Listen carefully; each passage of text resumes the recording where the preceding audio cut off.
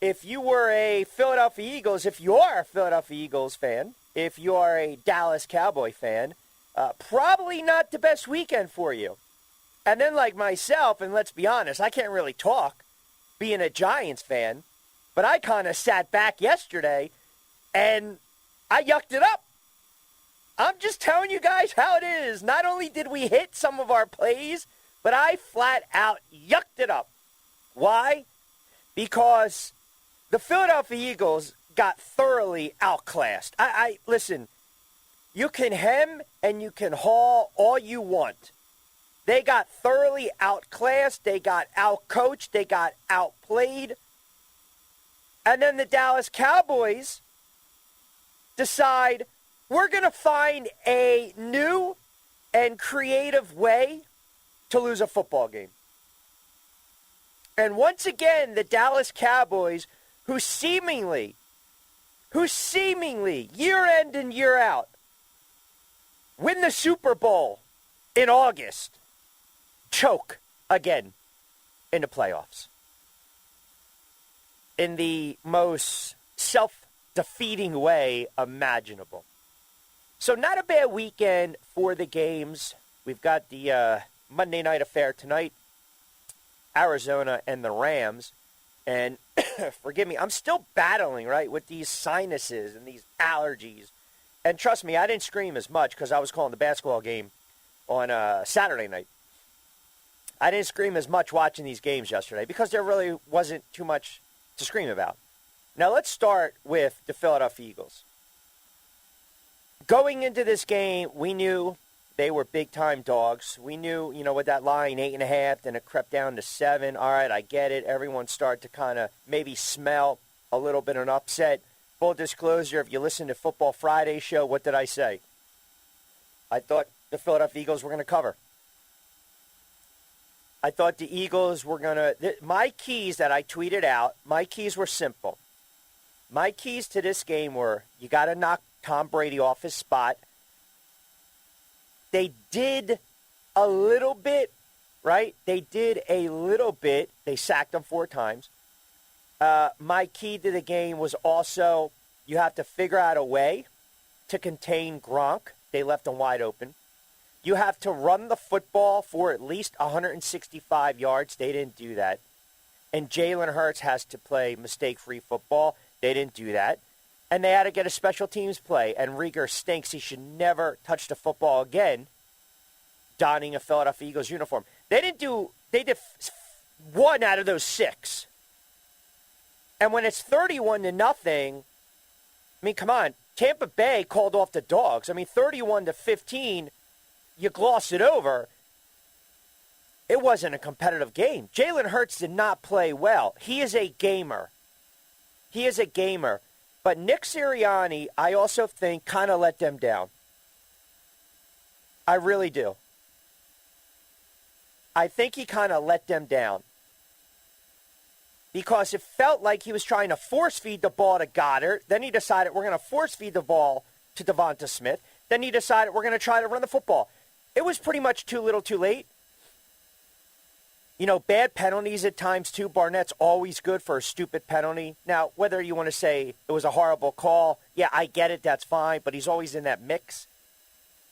Brady methodical, 29-37, 271. Hurts, 23 of 43, 258. A lot of window dressing late in garbage time.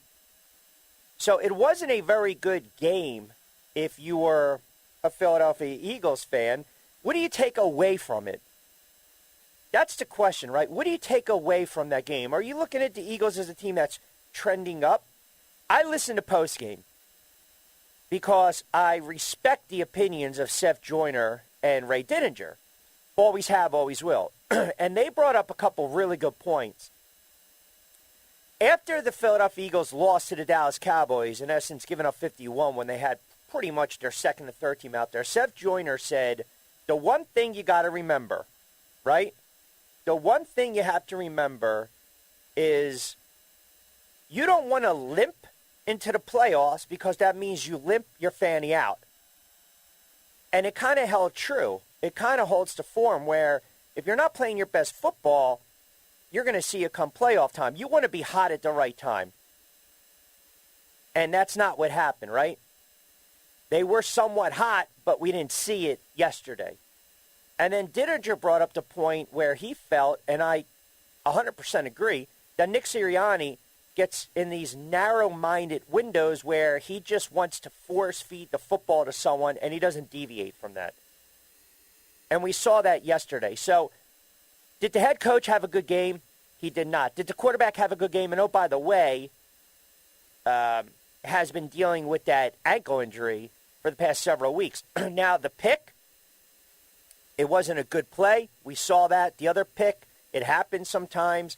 But ultimately, when you look at the Philadelphia Eagles, this is a team that's getting a little older. Kelsey didn't have the best game.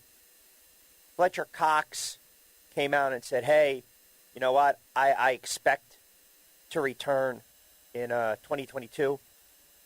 Doesn't sound like a guy that wants to change the scenery. I think you got to say to yourself, is the quarterback really the answer going forward? And I know people probably are just sitting there rolling their eyes, getting ready to drive off the road. I'm just being fair. I'm just being honest. I'm not going to sit there and tell you that he had a poor season. I thought Jalen Hurts played well. I think he had his moments this year. I think you see that there is growth. Am I going to sit here and say, if you moved on from Jalen Hurts, it's starting over? I'm not going to say that, because tell me right now Deshaun Watson's not an upgrade.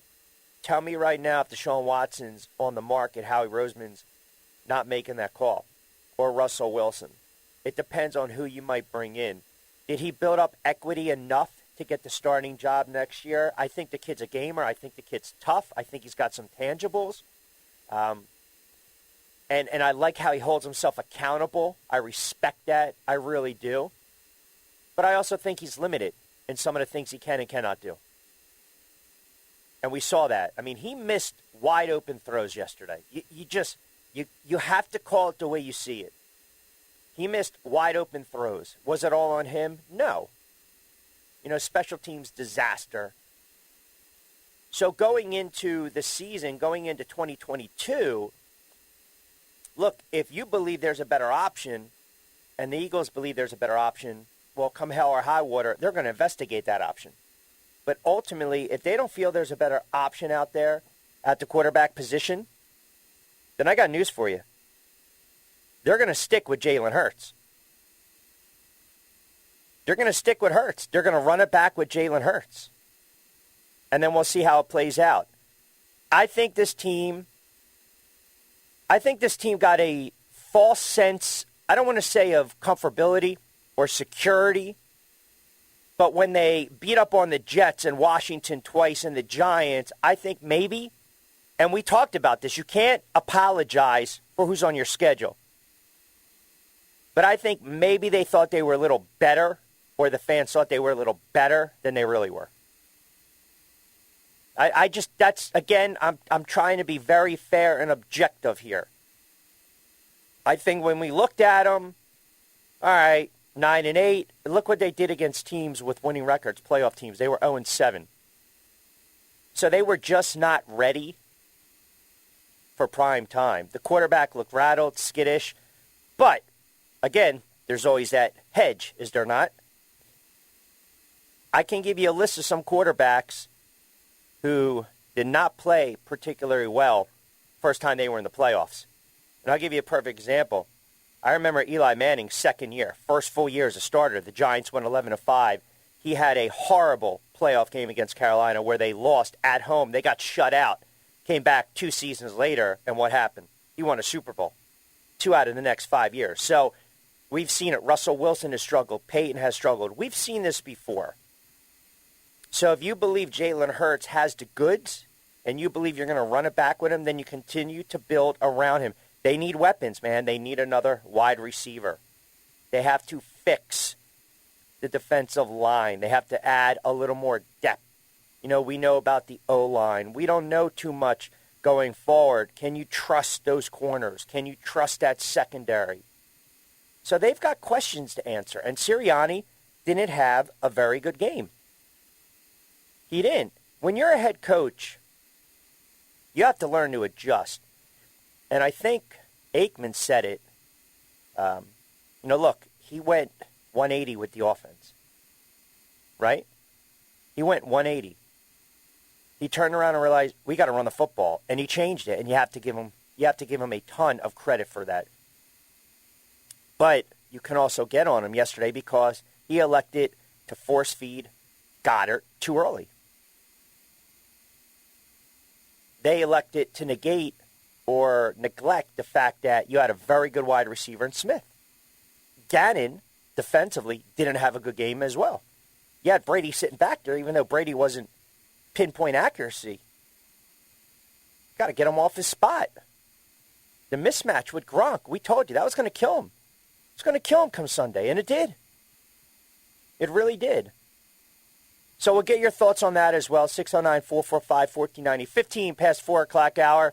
On the other side, I'll get into the Dallas Cowboys and their mess because we got to get into the Cowboys. And if the NFL was getting all giddy about this extended wild card, they're looking at these 7th seeds. They're probably thinking to themselves, ooh, might have to rethink that. Now, it's not going anywhere, but there were 2 very, very uncompetitive games. One was the Philadelphia Eagles, and the other was last night. Kansas City absolutely waxing, as predicted on these airwaves, waxing the Pittsburgh Steelers, which I don't know how in the world. I mean, Rothstein love them to death, but you turn around, you're taking the Steelers at the points. What the hell you thinking, my friend? Horrible job right there. All right, so busy show today. We'll get to some of these tweets already flying in at Rich Quinones, hashtag BYP. Corey Parsons in the 5 o'clock hour. You out there as well. Keep it locked in right here on a MLK Monday edition of Back Your Play right here on AM 1490 Sports Betting Radio.